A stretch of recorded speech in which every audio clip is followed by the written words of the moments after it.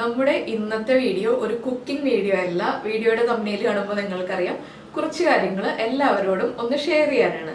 അപ്പോൾ നമ്മുടെ വീഡിയോ കാണുന്ന കുറേ പേർക്കൊക്കെ അറിയാവുന്ന കാര്യങ്ങളാണ്. അറിയാത്ത ആളുകൾക്ക് വേണ്ടിയിട്ടാണ് കേട്ടോ ഞാനിത് പറയുന്നത്. എന്താണെന്ന് വെച്ചാൽ സ്ഥിരമായിട്ട് കമന്റ്സ് വരാറുണ്ട്, വീഡിയോയിൽ ഇൻഗ്രീഡിയൻസ് കൊടുത്തൂടെ, ഡിസ്ക്രിപ്ഷൻ ബോക്സിൽ ഇൻഗ്രീഡിയൻസ് കൊടുത്തൂടെ എന്നൊക്കെ ചോദിച്ചിട്ട്. അത് വീഡിയോ വലിച്ചു വെച്ച് കാണുകയാണെങ്കിൽ ഞാൻ കൊടുക്കുന്ന ഇൻഗ്രീഡിയൻസ് നിങ്ങൾ കാണില്ല. ഡിസ്ക്രിപ്ഷൻ ചെക്ക് ചെയ്താലേ ഡിസ്ക്രിപ്ഷനിലുള്ള ഇൻഗ്രീഡിയൻസ് കാണുള്ളൂ. എല്ലാ വീഡിയോയുടെയും നമ്മൾ സ്റ്റാർട്ട് ചെയ്തപ്പോൾ മുതൽ ഇപ്പോൾ വരെ എല്ലാ വീഡിയോയുടെയും അടിയിൽ ഡിസ്ക്രിപ്ഷനിൽ ഇൻഗ്രീഡിയൻസ് കൊടുക്കാറുണ്ട്. അതുപോലെ തന്നെ വീഡിയോയിൽ ഞാനിപ്പോൾ ഈ ഇൻട്രോ പറഞ്ഞ് കഴിയുമ്പോൾ ഉടനെ തന്നെ വരുന്നത് ഇൻഗ്രീഡിയൻസ് ആണ്. വീഡിയോ വലിച്ചു വെച്ചിട്ടുണ്ടെങ്കിൽ ഇൻഗ്രീഡിയൻസ് കാണില്ല. പിന്നെ കമന്റ്സ് വരുന്നത് എന്താണെന്ന് വെച്ചാൽ ഈ വീഡിയോ സ്റ്റാർട്ട് ചെയ്യുമ്പോൾ ഈ കാണുന്നതൊന്നും ചേർക്കുന്നില്ലല്ലോ, ഇതൊക്കെ എപ്പോഴാണ് ചേർക്കുന്നത് എന്നൊക്കെ. അത് ഓരോന്നിനും ഓരോ കാര്യങ്ങൾ ചേർക്കുന്ന സമയത്തേ നമുക്ക് ചേർക്കാൻ പറ്റുള്ളൂ. അല്ലാതെ ആദ്യമേ തന്നെ ഇതൊക്കെ ഇത്ര ചേർക്കുക എന്ന് പറഞ്ഞിട്ടുണ്ടെങ്കിൽ പിന്നെ നമ്മൾ ആ ഒരു റെസിപ്പി ചെയ്തിട്ട് കാര്യമില്ല, എല്ലാവർക്കും ചെയ്യാൻ പറ്റില്ല. നമ്മൾ ചേർത്ത് കളിച്ചാലേ ചെയ്യാൻ പറ്റുള്ളൂ. അപ്പോൾ അതൊക്കെ കാണണം എന്നുണ്ടെങ്കിൽ വീഡിയോ ഫുള്ളായിട്ട് കാണണം. പിന്നെ സ്ഥിരമായിട്ട് വരുന്ന കമന്റ്സ് ആണ് അളവുകൾ. ഇപ്പൊ നമ്മൾ ഓരോ റെസിപ്പി ചെയ്യുമ്പോൾ ഇപ്പോൾ ഒരു കടലക്കറി ആണെങ്കിലും അല്ലെങ്കിൽ ഇപ്പോൾ ഒരു ചപ്പാത്തി ആണെങ്കിലും പുട്ടാണെങ്കിലും അളവുകൾ പറയുമ്പോൾ ഗ്രാമിൽ പറയൂ എന്ന് പറഞ്ഞിട്ട് കുറേ പേര് കമന്റ് ചെയ്യാറുണ്ട്.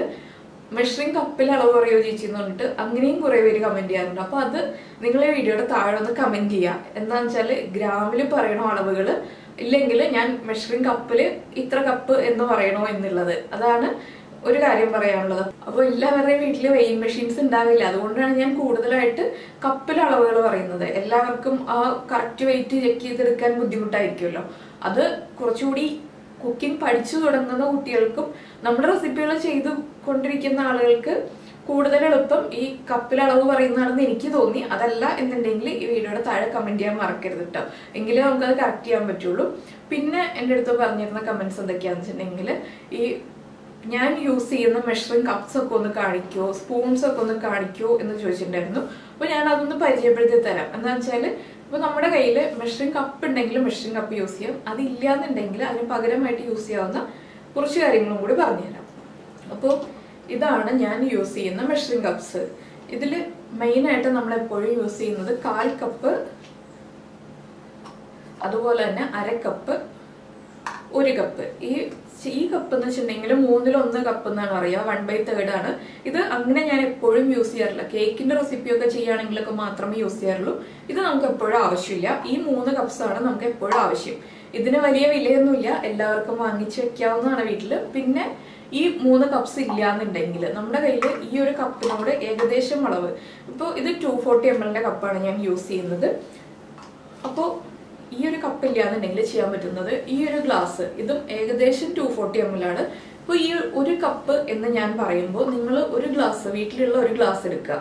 അതിപ്പോൾ 240 ആവാം, 250 ആവാം, 260 ml ആവാം, അതൊന്നും വിഷയമല്ല. നമ്മൾ 1 കപ്പ് അളവ് പറയുമ്പോൾ ഈ ഒരു കപ്പ് ലെവലായിട്ട് എടുക്കുക. 1/2 കപ്പ് എന്ന് പറയുമ്പോൾ ഇതിന്റെ ഹാഫ് എടുക്കുക. നമ്മൾ എപ്പോഴും യൂസ് ചെയ്യുമ്പോൾ ഒരേ ഗ്ലാസ് തന്നെ എടുക്കാൻ ശ്രദ്ധിക്കുക.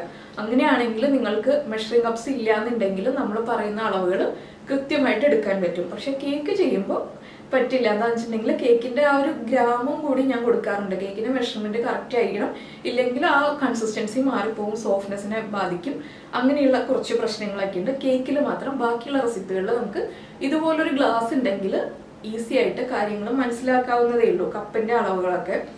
അപ്പോൾ കപ്പില്ലാത്ത ആളുകൾക്ക് വേണ്ടി പറഞ്ഞതാണ്. പിന്നെ മെഷറിംഗ് സ്പൂൺസ് യൂസ് ചെയ്യുന്നത്, പിന്നെ ഞാൻ യൂസ് ചെയ്യുന്ന മെഷറിംഗ് സ്പൂൺസ് ഇതൊക്കെയാണ്. ഇതിലിപ്പോൾ ഇത് 1/4 ടീസ്പൂൺ, ഇത് 1/2 ടീസ്പൂൺ, ഇത് 1 ടീസ്പൂൺ, ഇത് 1 ടേബിൾ സ്പൂൺ. അപ്പോൾ ഈ ഒരു സെറ്റിനൊക്കെ അധികം വിലയില്ല കേട്ടോ, ചെറിയ വിലയുള്ളൂ. നമ്മളിപ്പോൾ ഓൺലൈനിൽ വാങ്ങിക്കുകയാണെങ്കിലും അതുപോലെ തന്നെ സൂപ്പർ മാർക്കറ്റിൽ പോയിട്ട് വാങ്ങിക്കുകയാണെങ്കിലും ചെറിയ വിലയുള്ളൂ. പിന്നെ ഈ സ്പൂണിൽ അളവ് എടുക്കുകയാണെങ്കിൽ നിങ്ങൾക്ക് കൃത്യം അളവായിരിക്കും. അപ്പോൾ ഈ ഒരു സ്പൂണിൽ അളവ് എന്ന് പറഞ്ഞിട്ടുണ്ടെങ്കിൽ നമ്മുടെ കറികൾക്കൊന്നും ഇത്ര ഷാർപ്പായിട്ടുള്ള അളവുകളൊന്നും വേണമെന്നില്ല. നമ്മൾ കേക്ക് ഉണ്ടാക്കുമ്പോഴാണ് ഈ സ്പൂണുകളുടെയും ആവശ്യം വരുന്നത്. ഇല്ലാതെ ഇപ്പോൾ കറി അല്ലെങ്കിൽ ഒരു പൊറോട്ട, ഒരു ചപ്പാത്തി റെസിപ്പി, പുട്ട്, ഇടിയപ്പം ഒക്കെ ഉണ്ടാക്കുകയാണെങ്കിൽ ചെറിയ ചെറിയ വ്യത്യാസങ്ങൾ, എന്താണെന്ന് വെച്ചാൽ നമ്മുടെ എല്ലാവരുടെയും ടേസ്റ്റ് വ്യത്യാസമാണ്. അപ്പോൾ ഞാൻ ചേർക്കുന്ന എരിവായിരിക്കില്ല നിങ്ങൾക്ക് ആവശ്യം. അപ്പോൾ ചെറിയ ചെറിയ വ്യത്യാസങ്ങൾ, അത് വിഷയമല്ല. ഞാനിത് ചോദിച്ചതുകൊണ്ട് മാത്രം കാണിച്ചു തന്നതാണ്. പിന്നെ പറയാനുള്ള കാര്യങ്ങൾ എന്താണെന്ന് വെച്ചാൽ നമ്മുടെ വീഡിയോ കാണുന്നത് ഇപ്പോൾ കുറേ ആളുകൾ വിചാരിക്കുന്നത് ഞാൻ വല്ലപ്പോഴും വീഡിയോ ചെയ്യുന്നുള്ളൂ. ഇടയ്ക്ക് കമന്റ്സ് അതും വരാറുണ്ട്, എന്താണ് ഇപ്പോൾ വീഡിയോ ചെയ്യാത്തത്, എന്താ വീഡിയോ ചെയ്യുന്നത് നിർത്തിയോ, ഇപ്പോൾ റെസിപ്പി ഒന്നും കാണുന്നില്ലല്ലോ എന്നൊക്കെ പറഞ്ഞിട്ട്. അപ്പോൾ നമ്മൾ എല്ലാ ദിവസവും വീഡിയോ ചെയ്യുന്നുണ്ട്.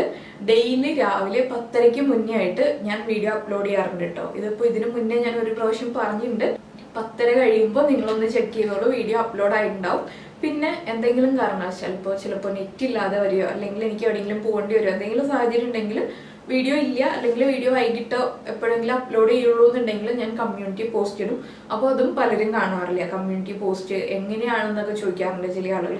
കമ്മ്യൂണിറ്റിയിൽ എങ്ങനെയാണ് പോസ്റ്റ് കാണുന്നത് ഞങ്ങൾക്ക് അറിയില്ലല്ലോ, അതുപോലെ തന്നെ നേരത്തെയുള്ള വീഡിയോകൾ എങ്ങനെയാണ് എടുക്കുന്നത്, അതെങ്ങനെയാണ് നോക്കുന്നത് എന്നൊക്കെ അറിയില്ല എന്ന് പറഞ്ഞു. അപ്പോൾ അതും ഞാനൊന്ന് കാണിച്ചു തരാം എങ്ങനെയാണെന്നുള്ളത് നമ്മൾ മൊബൈലിൽ ചെക്ക് ചെയ്യുന്നത്. ഇപ്പോൾ നമ്മുടെ ചാനൽ എടുത്തിട്ടുണ്ടെങ്കിൽ ഇതുപോലെയാണ് വരിക ഫോണിൽ. ഇവിടെ നമ്മൾ ടച്ച് ചെയ്തിട്ടുണ്ടെങ്കിൽ നമ്മുടെ ചാനൽ ഓപ്പൺ ആവും. അപ്പോൾ ഇവിടെ കുറച്ച് കാര്യങ്ങളുണ്ട്. ഹോം ഉണ്ട്, വീഡിയോസ്, പ്ലേലിസ്റ്റ്, കമ്മ്യൂണിറ്റി, അങ്ങനെ കുറച്ച് കാര്യങ്ങൾ ഈ മുകളിൽ കാണാൻ പറ്റും. അപ്പോൾ ഇവിടെ നോക്കുകയാണെങ്കിൽ ഇവിടെ ഹോം ഉണ്ട്, വീഡിയോസ്, പ്ലേലിസ്റ്റ്, കമ്മ്യൂണിറ്റി, പിന്നെ നമ്മൾ ഇങ്ങോട്ട് മൂവ് ചെയ്തിട്ടുണ്ടെങ്കിൽ ചാനൽസ്, എബൌട്ട്, അങ്ങനെ കുറച്ച് കാര്യങ്ങൾ കാണാം.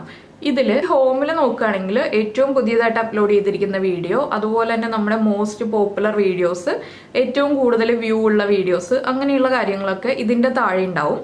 പിന്നെ നമ്മളിപ്പോൾ വീഡിയോസിൽ ടച്ച് ചെയ്യാണ്. വീഡിയോസിൽ ടച്ച് ചെയ്യുമ്പോൾ നമ്മൾ ഇപ്പോൾ വരെ ചെയ്തിരിക്കുന്ന എല്ലാ വീഡിയോസും ഇതിലുണ്ടാവും. അപ്പോൾ ഏറ്റവും പുതിയ വീഡിയോയാണിത്. അതുപോലെ തന്നെ അതിന്റെ താഴേക്ക് ഓർഡറിൽ വീഡിയോകൾ കിടക്കുന്നുണ്ട്, ഓരോ ദിവസവും അപ്ലോഡ് ചെയ്യുന്നത്. പിന്നെ ആണ് വരുന്നത് നമ്മുടെ പ്ലേലിസ്റ്റ്.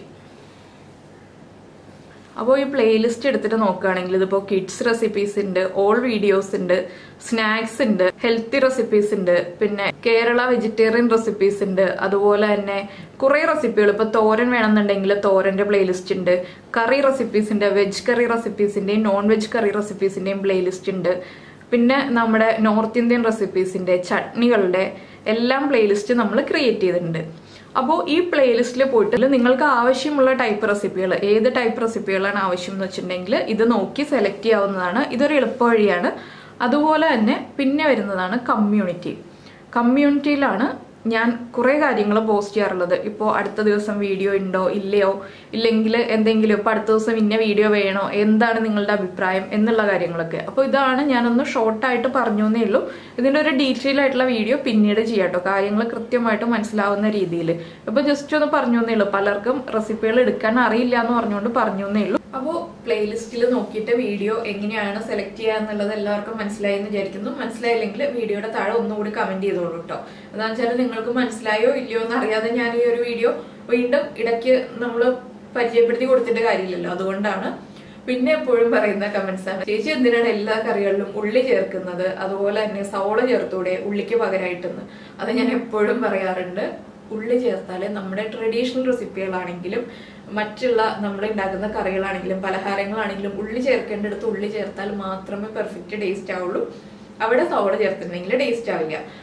അതൊരു കാര്യം. പിന്നെ പറയുമ്പോൾ പിന്നെ കമന്റ്സ് വരാറുണ്ട്, ചില റെസിപ്പികളൊക്കെ ചെയ്തിട്ട് കാണുമ്പോൾ സെയിം അതുപോലെ തന്നെ ഇരുന്നു, പക്ഷെ ടേസ്റ്റ് വ്യത്യാസം ഉണ്ടായിരുന്നു എന്നൊക്കെ പറഞ്ഞിട്ട്. അത് കുക്കിംഗ് പഠിച്ചു തുടങ്ങുന്ന കുട്ടികൾക്കാണ് ഈ ചെറിയ ഇതുപോലെയുള്ള പ്രശ്നങ്ങളൊക്കെ വരുന്നത്. അപ്പോൾ നിങ്ങൾ ആ ഇൻഗ്രീഡിയൻസിന്റെ അളവ് ഒന്നും കൂടി ചെക്ക് ചെയ്യുക കേട്ടോ. ഒരു പ്രാവശ്യം നിങ്ങൾ നോക്കിയിട്ടുണ്ടെങ്കിൽ, അല്ലെങ്കിൽ ആ ഒരു വീഡിയോയുടെ ഒരു ക്ലിപ്പ് എടുത്ത് വെക്കുക, ഇല്ലെങ്കിൽ ഇൻഗ്രീഡിയൻസ് ഒന്ന് നോട്ട് ചെയ്ത് വെക്കുക, അതിനുശേഷം റെസിപ്പി ചെയ്യുക. ഇല്ലെങ്കിൽ ടേസ്റ്റിൽ ഡിഫറൻസ് വരും, കാണുമ്പോൾ സെയിം തന്നെയായിരിക്കും.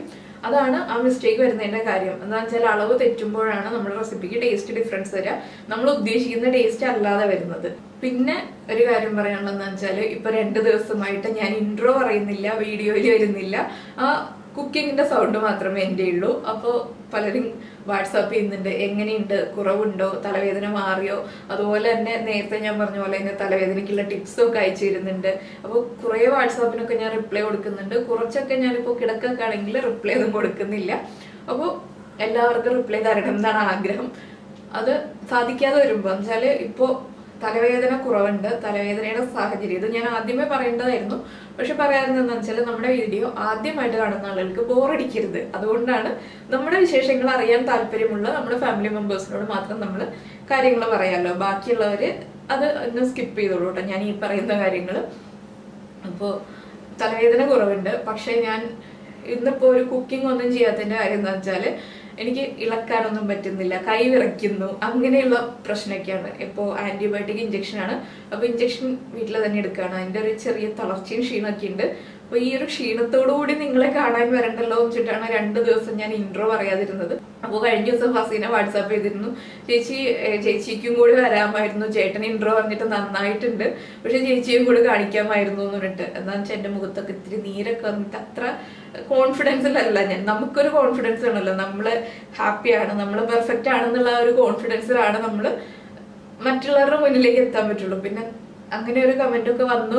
വേറെയും 1-2 കമന്റ്സ് വന്നിരുന്നു, ഇനി ഇതേ കാണാതിരുന്നിട്ട് ബുദ്ധിമുട്ട് തോന്നുന്നു, വിഷമം തോന്നുന്നു എന്നൊക്കെ പറഞ്ഞ്. അപ്പൊ സൗണ്ട് എന്തായാലും കേൾക്കുന്നുണ്ട് എല്ലാവരും, നേരിട്ട് കാണുന്നില്ല എന്നേ ഉള്ളൂ. അപ്പോൾ ഇങ്ങനെ ഒരു കുക്കിംഗ് അല്ലാതെ കുറച്ച് കാര്യങ്ങൾ പറയാനുള്ളത്, ഇത് കുറെ നാളുകളായിട്ട് പറയേണ്ടതായിരുന്നു. അപ്പൊ ഇപ്പോഴാണ് എനിക്കും നിങ്ങൾക്കും ഇതൊക്കെ പറഞ്ഞ് മനസ്സിലാക്കാനുള്ള സാഹചര്യങ്ങൾ കിട്ടിയത്. അപ്പോൾ പറയാലോ എന്ന് വിചാരിച്ചു. 1-2 ദിവസത്തേക്കും കൂടി ഞാൻ ഇതുപോലെ എളുപ്പമുള്ള കാര്യങ്ങളൊക്കെ ചെയ്യുള്ളൂ കേട്ടോ. എന്താണെന്ന് വെച്ചാൽ ഇപ്പോൾ 2 ദിവസം നിങ്ങൾ കണ്ട വീഡിയോ ഞാൻ നേരത്തെ ചെയ്തു വെച്ചിരുന്നതാണ്. അതിൻ്റെ ഇൻട്രോ മാത്രം ഷൂട്ട് ചെയ്തിട്ടുണ്ടായില്ല.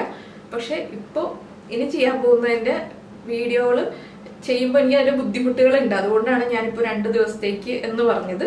ആ ഇളക്കുമ്പോൾ ഉള്ള ബുദ്ധിമുട്ടൊക്കെ ഉള്ളൂ. സംസാരത്തിൽ വലിയ പ്രശ്നങ്ങളില്ലെങ്കിലും നമ്മുടെ ശരീരത്തിന്റെ ക്ഷീണം കൊണ്ടുള്ള പ്രശ്നങ്ങളൊക്കെ ഉള്ളൂ. അപ്പോൾ എല്ലാവരും സുഖവിവരം അന്വേഷിച്ച എല്ലാവർക്കും ഒരുപാട് താങ്ക്സ്. എന്താണെന്ന് വെച്ചാൽ ഇത്രയും പേര് നമ്മുടെ സുഖവിവരം അന്വേഷിക്കുന്നുണ്ട്. കൃത്യമായിട്ട് രാവിലെയും വൈകിട്ടും മെസ്സേജുകൾ അയക്കുന്നുണ്ട്, വാട്സാപ്പിൽ എങ്ങനെയുണ്ട് എന്ന് ചോദിച്ചിട്ടും അതുപോലെ വീഡിയോയുടെ താഴെ കമന്റ് ചെയ്തിട്ടും എല്ലാം വിശേഷങ്ങൾ അന്വേഷിക്കുന്ന ഒരുപാട് പേരുണ്ട്. പിന്നെ നിങ്ങൾ ഉണ്ടാക്കുന്ന റെസിപ്പികൾ എനിക്ക് സെൻഡ് ചെയ്ത് തന്നിട്ടുണ്ട്. ഞാനിപ്പോൾ ഈ വീഡിയോയിലൊന്നും ഉൾപ്പെടുത്തിയിട്ടില്ല. അതൊക്കെ അടുത്ത വരുന്ന വീഡിയോകളിൽ നമുക്ക് ഉൾപ്പെടുത്താം കേട്ടോ. ആ ഒരു ഇത്തിരി സമയം ഒന്ന് ഫ്രീ ആയിട്ടിരിക്കാൻ വേണ്ടിയിട്ടാണ് ഞാനിപ്പോൾ അതൊന്നും ചെയ്യാത്തത്. അപ്പോൾ നമുക്ക് നമ്മുടെ അടുത്ത കുക്കിങ്ങുമായിട്ട് അടുത്ത ദിവസം കാണാം. ബൈ.